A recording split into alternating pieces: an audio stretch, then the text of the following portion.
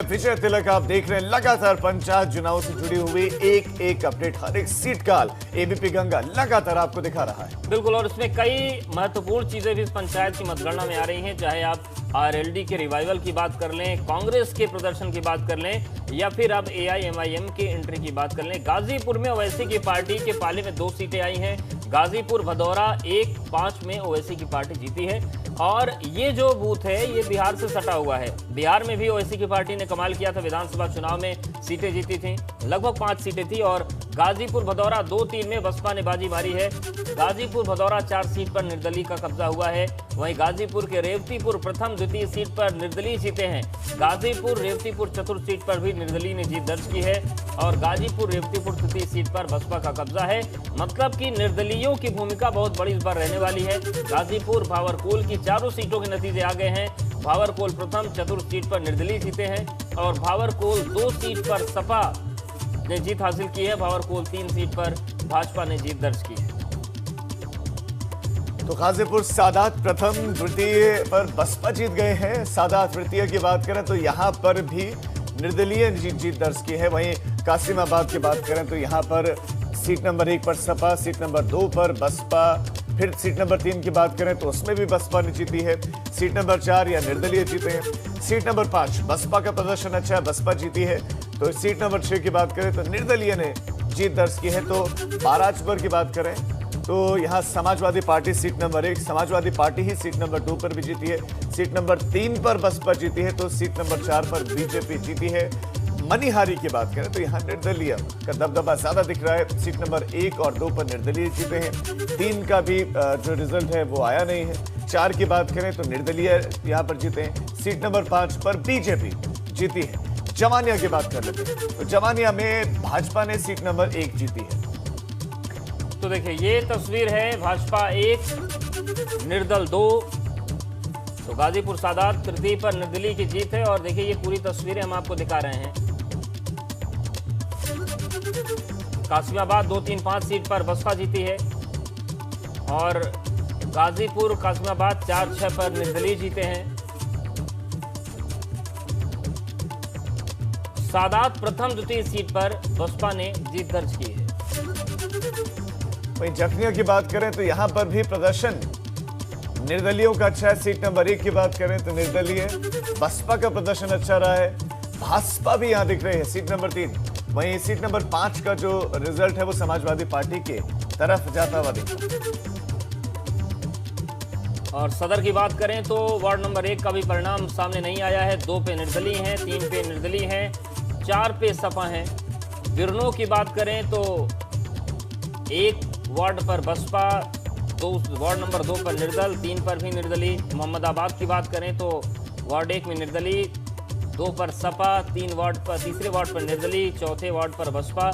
देवकली की बात करें तो अभी 1 और 2 वार्ड का परिणाम नहीं आया है, लेकिन तीसरे पर निर्दलीय ने जीत हासिल की। वहीं मर्दा की बात करें तो मर्दा में सीट नंबर 1 बीजेपी के पास, तो बाकी जगहों पर यानी सीट नंबर 2 और 3 पर निर्दलीयों का प्रदर्शन उम्दा रहा। और सभी पार्टियों को पछाड़ते हुए निर्दलीय यहां पर सबसे आगे।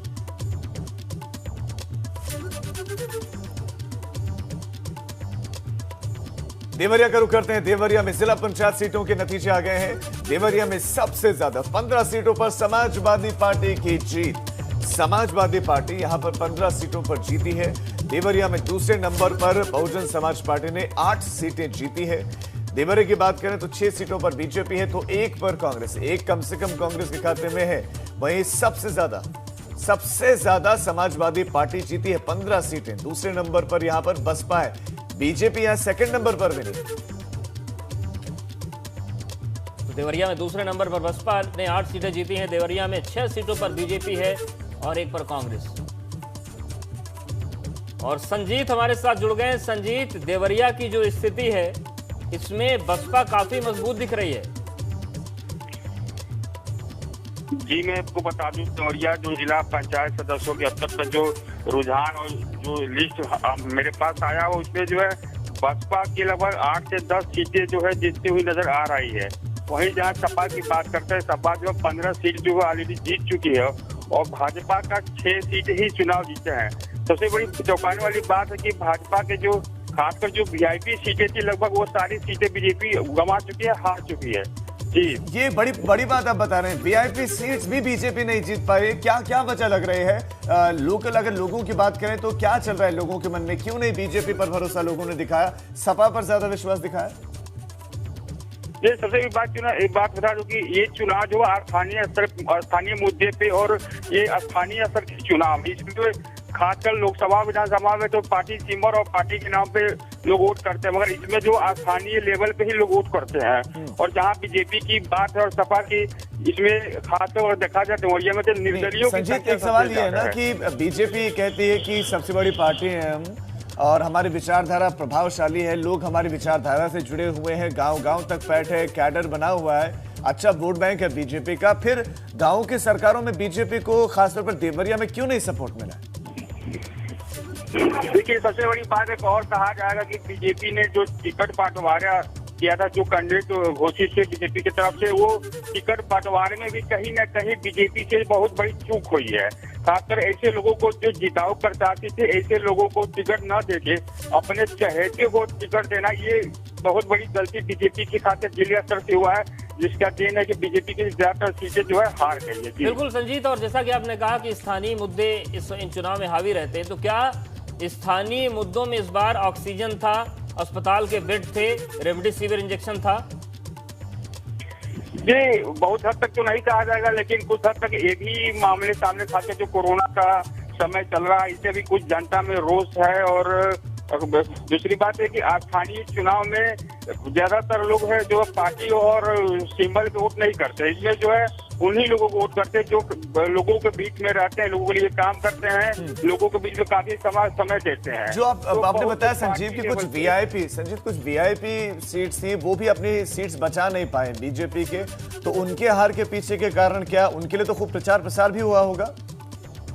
जी, बिल्कुल, जो भी बीजेपी की वीआईपी सीटें थी, उस जैसे मान लो आशुतोष सिंह थे, धनंजय राव थे और संजय सिंह पति बिमला सिंह थी, मतलब जो भी वीआईपी सीटें थी, हरिंदर जायसवाल थी बीजेपी के, जो अपने को सब ये सारे लोग अपने को जिला पंचायत के अध्यक्ष के प्रबल दावेदार मान रहे थे, मगर ये सारे लोग चुनाव हार गए। प्रचार भी हुआ हर तरह से, पैसे से लेके हर प्रचार बहुत तेजी से हुआ, लंबे बातें भी हुई, तो बोले मतलब हर तरह से कहीं की कोई कसर नहीं छोड़ा।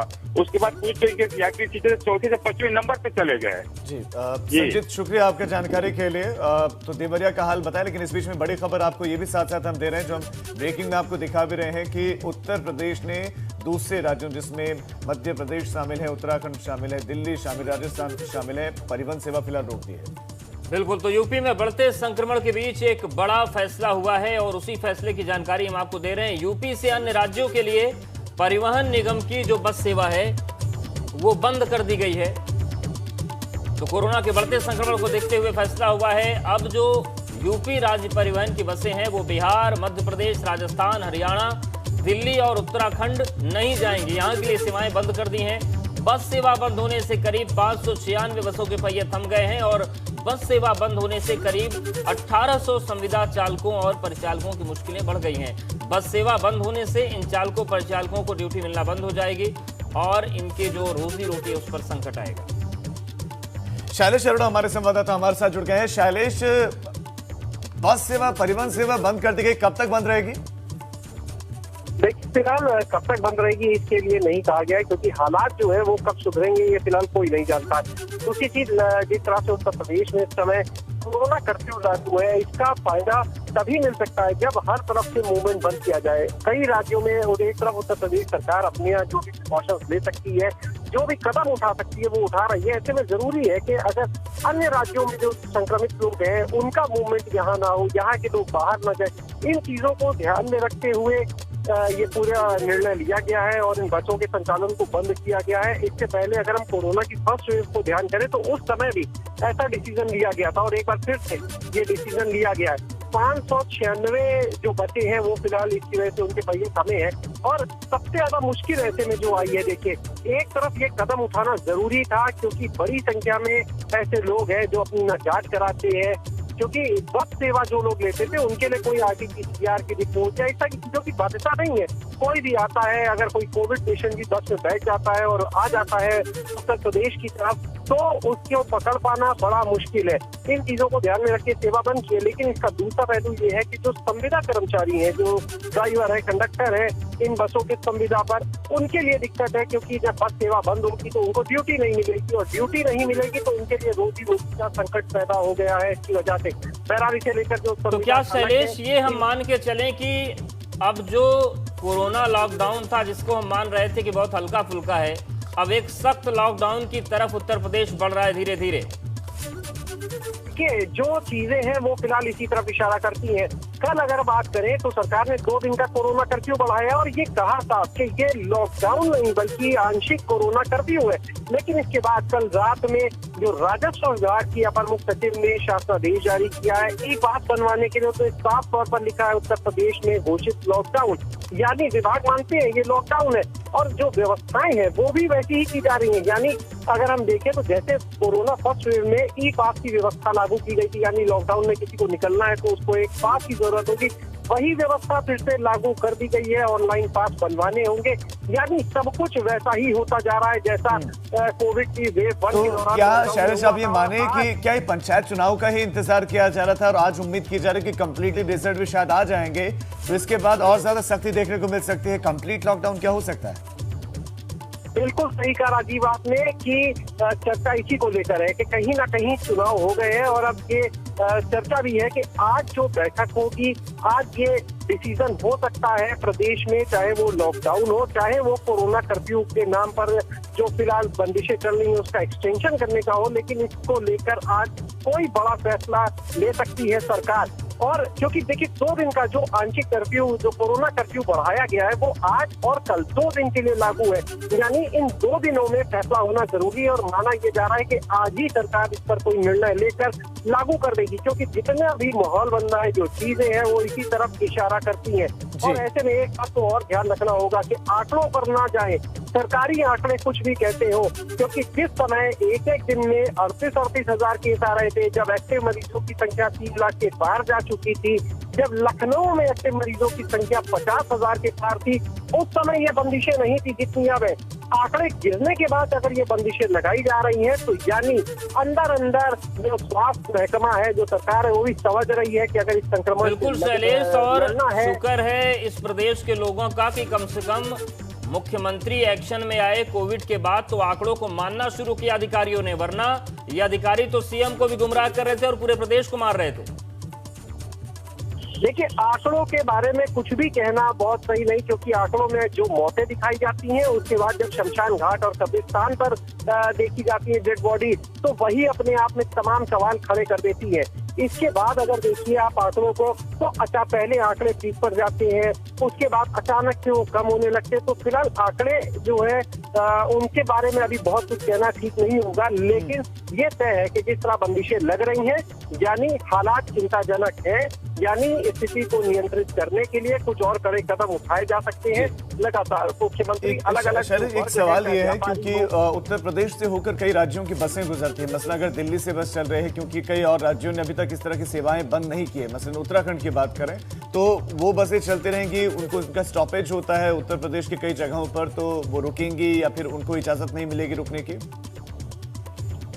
देखिए फिलहाल उत्तर प्रदेश में जो अपनी बस सर्विस है, जो परिवहन निगम की यूपी की बस सर्विस है, उसके ऊपर रोक लगाई है। दूसरी चीज जो आपने अभी राज्य सवाल किया, अन्य राज्यों के लिए जो बसें यहाँ से चलती हैं, तो जाहिर सी बात है कि सरकार ने उसको लेकर अभी फिलहाल परिवहन निगम ने कोई स्पष्ट निर्देश नहीं किए, लेकिन यहाँ पर उनको लेकर भी सख्ती रहेगी, क्योंकि अगर कोई व्यक्ति बिल्कुल, और ये संकेत है कि अभी भी लोगों ने अपनी जिम्मेदारी नहीं निभाई तो एक कड़ा लॉकडाउन मिल सकता है। शैलेश बने रहिए हमारे साथ। यूपी में और ज्यादा सख्ती बढ़ सकती है, ज्यादा सख्ती करने पर सरकार विचार कर रही है, जल्द पाबंदियां बढ़ाने पर फैसला हो सकता है। यूपी के हालात पर शासन की बड़ी बैठक और इसमें ज्यादा सख्ती हो सकती है। वाकई बहुत बड़ी खबर है। उत्तर प्रदेश की जनता जो इस वक्त एबीपी गंगा देख रहे हैं, उनको हम बता दें कि जल्द सख्ती हो सकती है और ये सारा ये इशारा, ये संकेत दे दिए गए हैं क्योंकि परिवहन सेवाएं रोक दी गई हैं कई राज्यों से। इस वक्त ये बड़ी खबर और जल्द पाबंदियां बढ़ सकती हैं और ऐसे में इस बात की आशंका है कि शायद पंचायत चुनावों का ही इंतजार किया जा रहा था और जल्द पाबंदियां लग सकती हैं। शैलेश लगातार हमारे साथ बने हुए। शैलेश, एक बार फिर से आपसे जानना चाहता हूं, आप बता रहे हैं कि एक बैठक हुई थी, बैठक में कौन कौन मौजूद था, क्या मंत्रणा, क्या चर्चा हुई बैठक में, क्या प्रपोजल रखा गया? देखिए, जो कल मुख्यमंत्री ने निर्देश दिए उसमें फिलहाल 2 दिन के इस आंशिक कोरोना कर्फ्यू को बढ़ाने के लिए कहा। इसमें मुख्य सचिव प्रदेश के अपर मुख्य सचिव गृह, इसके अलावा जो चिकित्सा शिक्षा मंत्री हैं, जो स्वास्थ्य मंत्री हैं, जो राज्य मंत्री हैं उनसे जुड़े तो जो अलग अलग 9 कमेटियां बनाई गई मुख्यमंत्री की, उनको निर्देशित किया गया व्यवस्थाओं के लिए भी और इस व्यवस्था को लागू करने के लिए भी। आज एक बार फिर से इसको लेकर चर्चा होगी। सुबह लगभग 10:30 से 11 के बीच में ये चर्चा हो सकती है और उसके बाद निश्चित रूप से कोई बड़ा फैसला जो है सरकार की तरफ से वो सामने आ सकता है। देखिए, कुछ भी हो, देर आए दुरुस्त आए वाली बात कही जाए कुछ भी, लेकिन अगर हालात संभालने के लिए इस तरह के कदम उठाने पड़ते हैं तो उसमें भी गुरेज करने की जरूरत नहीं है। क्योंकि अगर आप व्यापारी वर्ग को देखिए तो वो तो पहले से ही बाजार बंद करके बैठा है, लगातार वो अपने स्वैच्छिक रूप से लॉकडाउन एक तरह से कह सकते हैं, स्वैच्छिक रूप से वो बंदी करके बैठा है। वो कह रहा है हम सहयोग देंगे। तो बिल्कुल शैलेश, जो उत्तर प्रदेश का व्यापारिक वर्ग है वो इन अधिकारियों से टीम 11 और 9 से ज्यादा समझदार निकला। हालांकि अब स्थितियां सही हो रही हैं तो उम्मीद करते हैं मुख्यमंत्री के एक्शन के बाद थोड़ा ज्यादा हालात सुधरेंगे। बिल्कुल, निश्चित रूप से आज की बैठक बहुत अहम होगी और आज कई चीजें निकलकर सामने आ सकती हैं। देश एक तरफ चुनाव परिणाम पूरे होंगे और दूसरी तरफ सरकार की तरफ से इन हालात से निपटने के लिए कुछ और फैसले। और एक चीज और देखिए है कि आज चुनाव परिणाम पूरे होंगे, गांव की सरकार है ये, गांव के चुनाव है ये और कल से पूरे प्रदेश में गांव-गांव जाकर एंटीजन टेस्ट स्तर पर करने का अभियान चलेगा। सबकी टेस्टिंग की जाएगी, लोगों के जो थर्मामीटर से, ऑक्सीमीटर से टेस्टिंग होगी, जिसमें टेम्परेचर ज्यादा होगा उनका एंटीजन टेस्ट होगा। करीब 10 लाख किट की व्यवस्था की गई है। यानी सरकार, स्वास्थ्य विभाग ये मानता है कि अब गांव में संक्रमण बढ़ने का खतरा है, शायद इसीलिए 5 तारीख की तारीख को तय किया गया है। शैलेश, सवाल ये भी उठेगा कि इतना देरी से निर्णय क्यों लिया गया? क्या इस बात का इंतजार किया जा रहा था कि चुनावों के लिए लोगों की जिंदगी खतरे में डाली गई? सिर्फ चुनावों के लिए अगर निर्णय लिया जाना था तो जब पीक पर केसेस थे तब नहीं लिया गया, जब डिप कर रहे हैं तब लिया जा रहा है। इसका मतलब ये कि चुनावों के लिए रुकी थी सरकार। राजीव, इसीलिए हमने कहा कि आंकड़ों पर ना जाए, क्योंकि जो पीक पर थे तब वो फैसले नहीं लिए गए और अब जबकि आंकड़े कम हो रहे हैं तो जो फैसले हो रहे हैं वो चर्चा में इसीलिए बने हुए हैं। यही वजह है कि वो जो विपक्षी दल है वो भी लगातार निशाना साध रहे हैं इन चीजों को लेकर। समाजवादी पार्टी की अगर बात करें तो उनके प्रवक्ताओं की तरफ से भी ये बयान दिए गए कि जिस समय हाईकोर्ट ने कहा था कि 5 जिलों में लॉकडाउन लगा दिया जाए, उस समय यहाँ लॉकडाउन नहीं लगाया गया, बल्कि उसके खिलाफ सुप्रीम कोर्ट गए, सुप्रीम कोर्ट ने राहत दी और लॉकडाउन नहीं लगा। लेकिन अब जबकि केस कम होते दिख रहे हैं तो उस समय आंशिक कोरोना कर्फ्यू को बढ़ाया जाता है। तो ऐसे में सवाल उठना लाजमी है। बहरहाल इस समय विषय ये नहीं कि इन सवालों की चिंता की जाए, क्योंकि अगर सिर्फ विपक्षियों के सवालों की चिंता होगी या बाकी चीजों की चिंता की गई तो निश्चित रूप से हालात बिगड़ सकते हैं। जरूरत है कि अगर किसी फैसले को लेने में देरी हुई है तो अब उसको लिया जाए, कम से कम अब फैसला लिया जाए, अब हालात सुधारे जाएं और कितने सुधर पाएंगे इस पर तो सवाल बना ही है। शुक्रिया आपका शैलेश जानकारी के लिए। और जरूरी यह है कि लॉकडाउन के दरमियान सिस्टम को दुरुस्त किया जाए, बेड्स की संख्या बढ़ाई जाए और ऑक्सीजन लोगों को मिले, ये सुनिश्चित किया जाना चाहिए।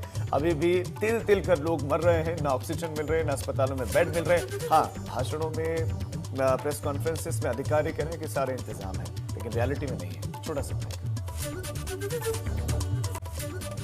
ब्रेक के बाद आपका स्वागत है। कुछ और अहम खबरें उनका रुख करते हैं। और बड़ी खबर इस वक्त मिल रही है, यूपी में आज से महंगी हो गई है शराब। ये बहुत बड़ी खबर, शराब हो गई है यूपी में महंगी। 10 से 40 रुपए तक शराब के दाम, शराब की कीमतें बढ़ गई। राजस्व बढ़ाने के लिए शराब पर ये कोविड सेस लगाया गया है।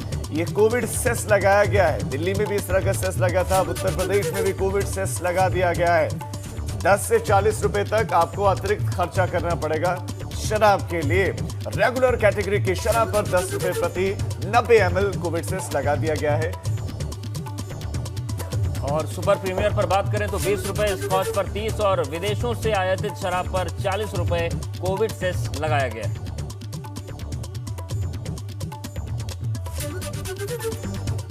तो महाकवरेज हमारी लगातार जारी है। पहुंच रोड से ब्रेक का वक्त हो चला। कुछ और बड़ी खबरें आपको बताएंगे।